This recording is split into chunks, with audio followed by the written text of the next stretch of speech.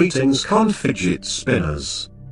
We have illustrated how David Rockefeller put up the World Trade Center, which became partly a CIA base and the linchpin for the Trilateral Commission's agenda of oil and opiate war rampage for Bayer and Exxon, both intimately involved with Rockefeller, who formed the Bilder group with Nazi Prince Bernhard.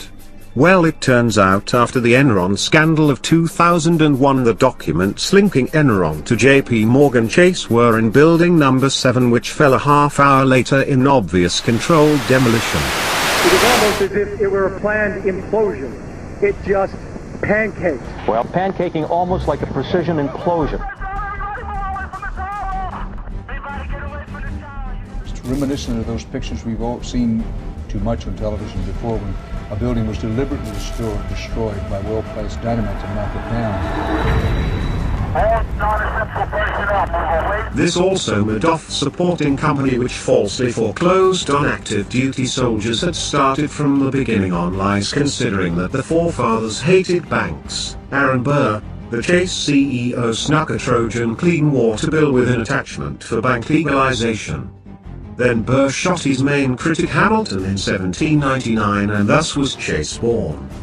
The violence and deception continues in our bankers' wars, as this World Bank whistleblower explains. So Qatar, which has all this natural gas, wanted to run a pipeline through Syria, and then they were going to reach the European market. Well, who's supplying the European market with gas? The Russians. The Russians, okay. Saudi Arabia went to the Russians and said, if you stop protecting Syria, then we're going to sell you arms for cheap. And Russia said, no, I want my market for natural gas in Europe. So all of this business about dead babies and sarin gas, that is just all to keep us confused. Everything that's going on in the news is simply to keep us confused. And Chase staging the act is exactly what we can infer from having Kissinger running the board. The issue is that if we held Henry Kissinger to the standards we have begun to hold other leaders, other policymakers, and the standards to which we held policymakers in Germany and in Japan after World War II, yes, Kissinger ought to be the subject of an international tribunal, ought to be the subject of a legal process in the United States and elsewhere. And David Rockefeller as CEO. I bought this magazine back in 2012 off of eBay because it's David Rockefeller, the man who more than anyone made sure that the Twin Towers got built so that he could destroy them with people inside. And it's shortly after construction began, so I thought there might be some interesting, sneaky revelation of the method-style language in the article. Then I noticed that he has the hands of his quite visible watch set at 9 and 11. Building number 7 also blew up to hide Bank of America's ties with Enron. Bank of America was originally called Bank of Italy and is owned by Deutsche Bank. Don't let the flag fool you. Merrill Lynch's abominable risks, accounting for $55 trillion of debt, were moved to federally insured Bank of America. Taxpayers will pay this debt. They shifted $55 trillion worth of derivatives from their Merrill Lynch subsidiary to the retail bank, which houses trillions in deposits from ordinary Americans and is insured by the FDIC. Bank of America drives itself into the ground while getting consistently bailed out and paying themselves exorbitant bonuses. The worst financial crisis since the Great Depression took place on their watch, but 2008 was still a very rich year for the 20 bank CEOs whose firms received billions in taxpayer bailouts. Each took home an average of $13.8 million, while the average wage earner who paid for the bailout brought home less than $32,000. In other words, the average bank CEO earned 436 times the salary of the average wage earner and 34 times the salary of the president, all while presiding over an historic debacle. They rigged the labor mortgage market lists. The banks, which include Bank of America, Citigroup and JP Morgan Chase, are among the world's largest. A civil lawsuit has been filed in a New York federal court. Barclays, HSBC and the Royal Bank of Scotland are some of the other banks named in the lawsuits. The banks rigged the London interbank offered rate, called the LIBOR, from August 2007 to mid-2011. The manipulation caused substantial losses to nearly 40 US banks, which were shut down during and after the 2008 financial crisis. and created tens of thousands of fraudulent documents to illegally foreclose. Because this is standard operation for Bank of America. Almost all of the tax-free dollars they took from the government to facilitate modifications is being used to wrongfully evict homeowners. Mr. Murray, she said, you and your family have to leave now. They freeze Iranian, American, and black bank accounts. Graduation party has been put on hold. She's not sure how long the lights will stay on in her home. The thing is, she has all the money she needs, but right now, it's worthless. I feel like my money's being held hostage. A mother of 4 has the money to support her family.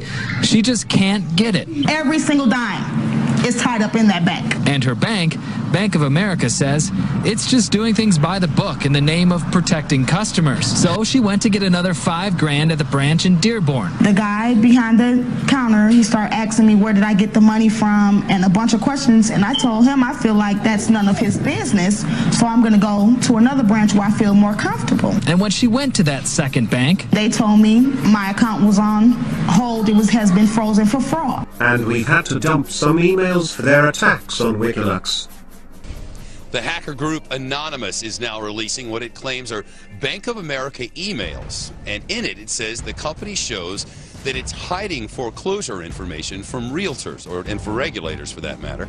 The source of the emails, reportedly a former employee of a former Bank of America subsidiary, claims that the bank scrambled or deleted numbers used to identify loan insurance accounts, allegedly to help them foreclose on home loans. In an inside job, they deleted 5 gigs containing Bank of America evidence about to be dropped, then froze WikiLeaks accounts. So Daniel decided to delete 3,500 files that WikiLeaks was preparing to share with the world. Now, the wiped data includes 5 gigs of information about Bank of America, the complete U.S. no-fly list, and details on 20 different neo-Nazi groups. Now, if you remember, Assange was hinting a while back about how profound this massive amount of data on Bank of America might really have on the country. Revolts have occurred through false charges to feed the rich and bury the poor. A few months later, things started to spiral downward. The stock market started to dive, gold started going up, and all of the things that they predicted started happening. So everything that they said was going to happen came true, and I went, oh my God, these guys were right. It was like pulling a string on a sweater. The stock market had tanked. The whole country was in a panic, and the TARP bailout was being proposed. Oh, yeah. And I was furious when they passed that. Because I knew it was a sham. I knew it was a scam. I knew that this was all just corporate welfare. As there have been protests for writing their own legislation through ALEC. Bank of America! Bad for America! Bank of America, bad for America. They blow trillions of dollars tax-backed because of Glass-Steagall repeal, target communities to strip them financially, and are the #1 sellers of junk bonds. And they are run by Goldman Sachs shills who we should discuss. Mookin's CIT Group now owns Mookin's IndyMac through One West, one of the worst perpetrators of the 2008 crash, who consequently got paid through the nose by taxpayers. Vice Chairman of the Federal Reserve, Cohn, came instead. I did get an opening statement and made some comments about the silliness of the whole process of bailing out everybody. This CIT group is owned by Japan and backed Edison's rampage to rob us of free energy. You couldn't handle my gifts with your greedy little mind. What's inside mine was ahead of its own time. You did not steal from me, you stole me from mankind. It's a wireless transmission of truth, and it's a shocking real story of a banker with you. And if the people knew you stopped me from making power free, they would curse the Con Edison with every utility. Munchin was behind dropping corporate tax rate on monopolies already paying 1% by 20%. He is also the king of robo-signed fraudulent documents. Casey, who demands that Mnuchin tell the truth about robo-signing while he was in charge of One West Bank. He was key in the 2008 meltdown. IndyMac had made hundreds of billions of dollars of fraudulent mortgage loans, and they helped cause a catastrophe particularly, by the way, to college-educated households where the head of the household was Latino or blacks. And part of the Goldman Sachs-funded Venezuelan dictatorship to claim its oil rights whose resources dwarf Saudi Arabia. These measures will also undermine Maduro's ability to pay off political cronies and regime supporters and increase pressure on the regime to abandon its disastrous path. Mnuchin's own hedge fund activities are tax loopholes on steroids. Are there additional questions, Chairman? Yeah, go ahead. Mr. Mnuchin, you ran a hedge fund for a few years starting in 2004, and I've been trying to get my arms around the Mnuchin web of bank accounts and shell companies. They were in the Cayman Islands and Anguilla. How many employees did you have in Anguilla? We didn't have any employees in Anguilla. How many customers did you have there? We didn't have any customers that resided in Anguilla. Did you have an office there? We did not have an office ourselves there. He's also one of the tackiest tallywhackers on the planet. Treasury Secretary Steven Mnuchin flew to Kentucky with his wife and viewed a solar eclipse atop $200 billion of gold at the Fort Knox Bullion Depository, Kentucky, it was revealed Thursday. The watchdog group Citizens for Responsibility and Ethics in Washington was seeking records for the trip after Mnuchin's wife, Scottish actress Louise Linton, posted an Instagram glamour shot of herself disembarking a military jet Monday. No surprise he is bored of the Soros Fund. And made off like a bandit with Bernie Madoff but served no time. Madoff defrauded thousands of investors out of nearly $65 billion in the largest Ponzi scheme in history. Gwyneth's mom, Blythe, is his wife who was blind to the scandal. I'm the vice president and all I do is hire the decorators. He is now stripping the last in bank regulation, Dodd-Frank. On Wednesday morning, Donald Trump's pick for Treasury Secretary, Steve Mnuchin, said that the new presidential administration plans to target the Dodd-Frank financial regulation law in an effort to stimulate economic growth. Mnuchin, a longtime Goldman Sachs banker, told CNBC's Squawk Box that going after the law will be one of his top priorities. And he has triggered Occupy protests outside his house for illegally foreclosing specifically on blacks and Hispanics. This isn't exclusive to One West Bank or the state of Florida. A study conducted by Reuters found literally thousands of fabricated or improperly altered documents, that would be forgery in case you didn't catch that, and sworn statements to falsified facts. Further, the study found robo-signers, well, they're still alive and kicking, man. Those are, of course, super signers that sign foreclosure papers without reviewing what they're signing. Another Goldman Sachs shill in the White House with Mnuchin, Dinah Powell, and formerly Steve Bannon is the CEO Gary Cohn, who is behind the Genie oil raid of Syria. He was making $22 million a year until he opted for public service when Goldman Sachs paid him $300 million. He was also instrumental in the Greek financial crisis as well as the 2008 meltdown. The chiefly Goldman Sachs-led financial crisis hurt our pocketbooks but caused meanwhile world hunger. Your dignity is tied to every other human being on Earth. When millions of us struggle to survive, human energy is diminished. When so many of us are still hungry, human potential is suffocated. Poverty has many forms, but no borders. To become fully human, we must free ourselves from the tyranny of poverty. They create bubble with junk bonds they then sell en masse, creating a slight increase in the value of that stock before it bursts. They are now doing this with green energy. Flat carbon taxes regulation is good. However, variable carbon cap and trade credit systems are another paradigm shift for Goldman Sachs to abuse to break the economy. Just like they abuse any virtual representations. Our gas gouging has been because manipulations to the virtual market while we have actually been in gas surplus which should drop prices. To tell you that gas prices are back on the rise. You don't need us to tell you that gas prices are back on the rise. You don't need us to tell you that gas prices are back on the rise. You don't need us to tell you that gas prices are back on the rise. You don't need us to tell you that gas prices are back on the rise. You don't need us to tell you that gas prices are back on the rise. You don't need us to tell you that gas prices are back on the rise. You don't need us to tell you that gas prices are back on the rise. You don't need us to tell you gas prices are back on the rise. You don't need us to tell you that gas prices are back on the rise. You don't need us to tell you that gas prices are back on the rise. Their manipulations and junk stock selling caused the tech bubble crash in the 90s. That's because Glass-Steagall got repealed for the first time since the 1930s, when Goldman Sachs' same action had led to the Great Depression. The positivity from stockholders contributed to a skyrocketing amount of faith in the market. Many had idealistic views of the stocks and the market in general. This positivity spread like wildfire. And they call it disaster capitalism because they actually bet on disaster and make money from it. In fact, they create disaster, as shown from them selling their stocks in BP along with the BP CEO days before the biggest ecological disaster in history.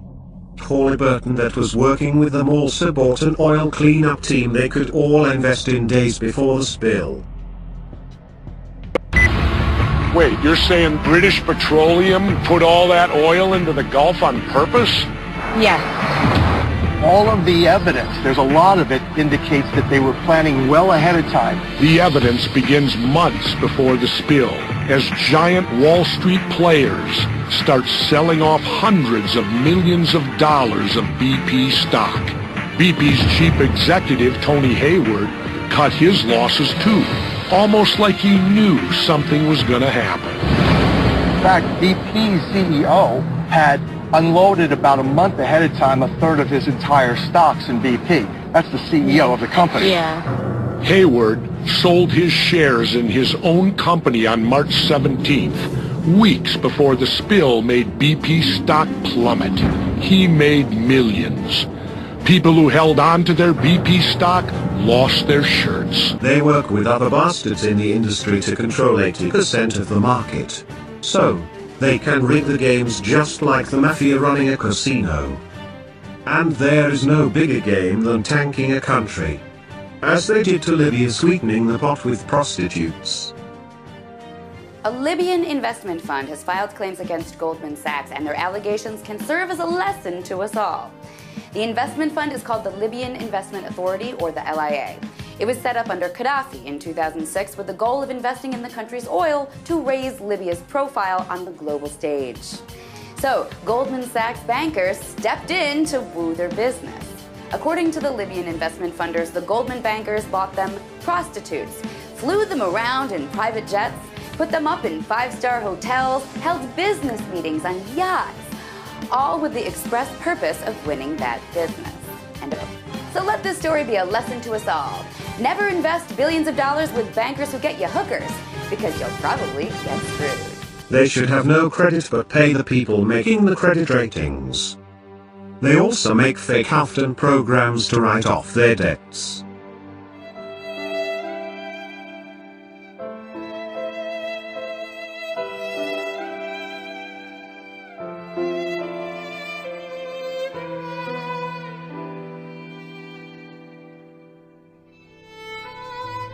Women at Goldman Sachs are sexualized, ignored and underpaid. They crashed the Greek market while hiding debts. Greece is teetering on the brink. Poor man of the Eurozone, dependent on the EU for bailout loans, mistrusted by creditors and poised to default. So how did it bring itself to the edge? And how did 2.8 billion euros of debt just disappear into the wind? And paid Obama more than any other to get their bullshit bailout payoff, which is actually 9 trillion with 33 trillion in credit from that 700 billion bailouts. Combined trends of increased inequality and decreasing mobility pose a fundamental threat to the American dream, our way of life, and what we stand for around the globe. I believe this is the defining challenge of our time. And they hide their billions in the Cayman Islands, paying 1% of their taxes. Market for securities backed by risky subprime mortgages was beginning to weaken. But many Wall Street firms that had plunged deeply into this lucrative market, including investment banking giant Goldman Sachs, still were laden with tens of billions of dollars in holdings that threatened to become huge risks. It was during this period that an offshore market for related securities exploded, mainly through a Caribbean tax haven insulated from most regulatory scrutiny. Worst of all is what they are doing today. Starving the Venezuelan people as they break their economy. 90% cannot eat and inflation goes up 720% this year. So Venezuela's basically, it's got the largest oil reserves in the world, even larger than Saudi Arabia, although the annual oil production is much lower. But that sort of, it makes it even more surprising the situation they face at the moment. I mean, the oil price has obviously dropped over the last few years, and it's highlighted the bad management of their funds that they had. And this has led to a lot of social problems. There's not enough supplies of food and medical products. Inflation is ridiculously high. It's a big crisis, and it's led to a lot of social unrest. So basically, since 2013, the economy shrunk by 27%, and food imports have dropped by 70%. That's quite a phenomenal drop to have. And so this means that, you know, people are struggling to eat. 90% of the people can't find enough food to eat, and there's even anecdotes of people eating their pets and eating rubbish, like raiding bins to try and find anything that they can eat. And about 75% of Venezuelans have lost an average of 19 pounds last year. We're talking weight, obviously, not money. That's according to the National Poll of Living Conditions. So the IMF has estimated that Venezuela is going to see an inflation rate of 720% this year. 720%. They also buy companies to bet on their downfall with Bain Capital. One of the saddest experiments in this is Aspen Education Group, whose lack of oversight of at-risk kids in boarding school has led to countless rapes, tortures and deaths of troubled kids. Meanwhile, Bain Capital, which has been run by Mitt Romney, rakes in the dough. A private jet that flies me way up in the air. Buy and sell your company with so much savoir-faire. I bought a mansion for each one of my 24 heirs. Straight up millionaire. And backs through PPG, a hazardous chemical coating company. Monsanto CEO Hugh Grant, whose apparent poisoning evil has left him described as a lizard in a human suit. Dig into the docs for a deeper look into how dark money fucks the world. We will not forgive. We will not forget. Expect us.